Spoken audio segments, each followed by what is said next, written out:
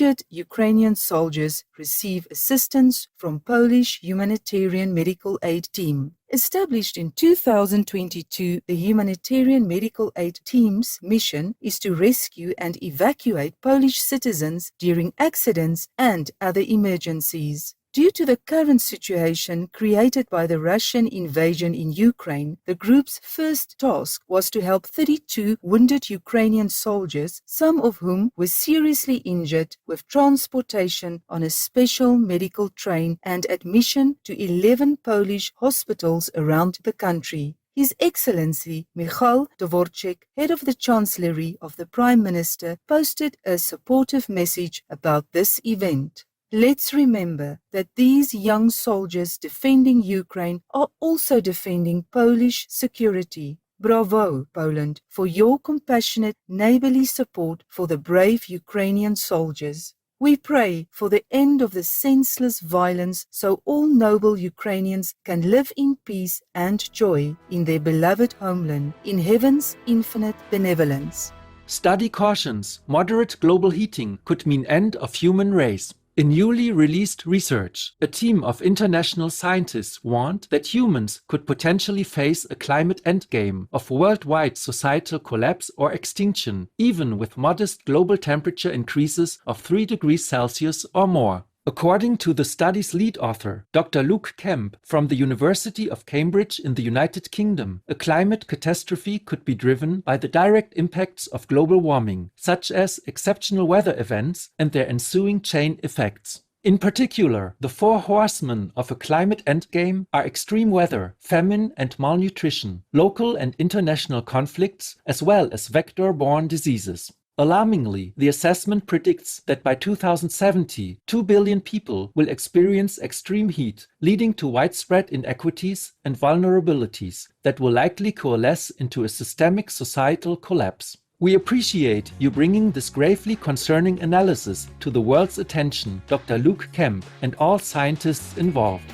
To avoid extinction, may humanity quickly live the climate-smart vegan way in God's guiding light. Trial project in Australia returning cotton textile waste to cotton field deemed a success. The Queensland State Government, together with a number of groups dedicated to the cultivation and research and development of cotton, conducted an experiment diverting end-of-life cotton textiles to cotton fields instead of landfill. 2 metric tons of cotton textiles, including coveralls, were processed and shredded and then spread on a cotton field in Goondiwindi, Queensland. The results were very promising as researchers found no negative impact on the planting, growth or harvest of the crop, and the soil microbes responded very well to the cotton shred compost. The trial mitigated over 2 metric tons of carbon dioxide equivalent emissions by not sending the textiles to landfill. Great work, all involved in this innovative recycling project.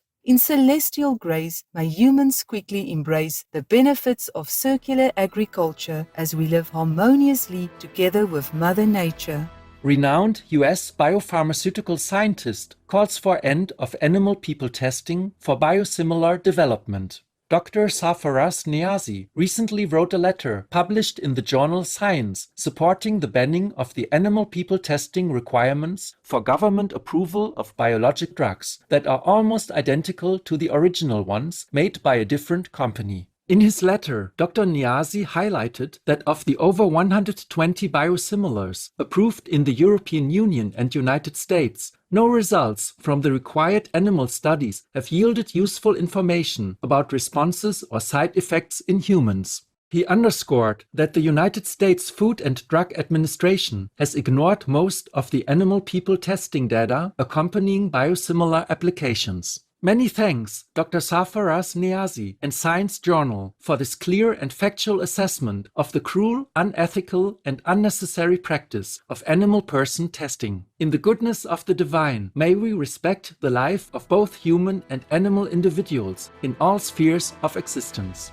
Young man saves 2 children from drowning during flash flood. Ali bin Nasser al-Wardi from the province of Baghla in Oman was out strolling with his father when they encountered 2 children caught in the middle of strong currents in a ravine. with a rope tied around his waist, and while being held tightly by his father and brother, Ollie was able to reach and reassure the frightened children aged 8 and 13. A group of citizens then joined to help pull the three to the bank and out of the water. Ollie shared, "I thank God for having enabled me to save the two children." The hero was honored for his life-saving deed by the Royal Oman Police and Royal Navy of Oman, among others. Bravo, Ali bin Nasser al-Wardi, in the guidance of Allah the Merciful. May all awaken to their innate compassion to serve others. Ex-pig people raiser transitions to making vegan bacon from mushrooms. Eben Bayer from Vermont, United States, grew up raising chicken and pig people for meat. He later co-founded Ecovative, a company that uses mycelium fungi to produce eco-friendly plastic packaging, alternative leather, and more.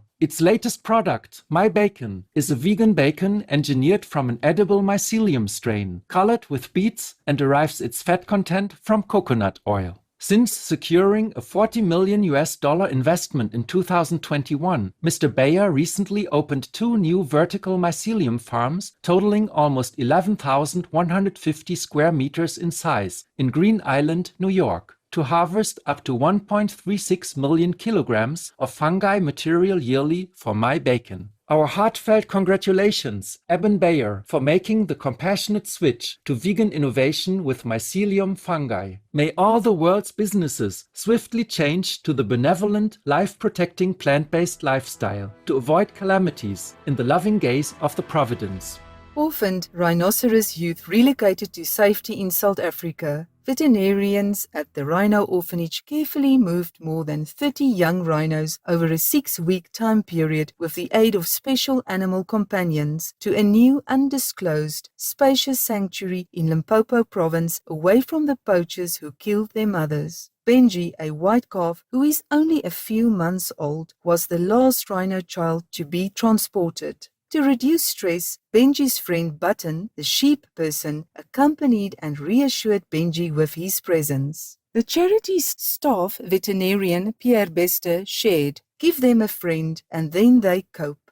Our sincere thanks, the Rhino Orphanage, for lovingly nursing orphaned rhinos back to health and relocating them to safety. A big thank you to all animal friends who helped comfort the sensitive young rhino babies. We celebrate your beautiful friendship too, sweet Button and lovely Benji. May we swiftly transit into a vegan, peaceful future and end animal people poaching forever in divine goodness.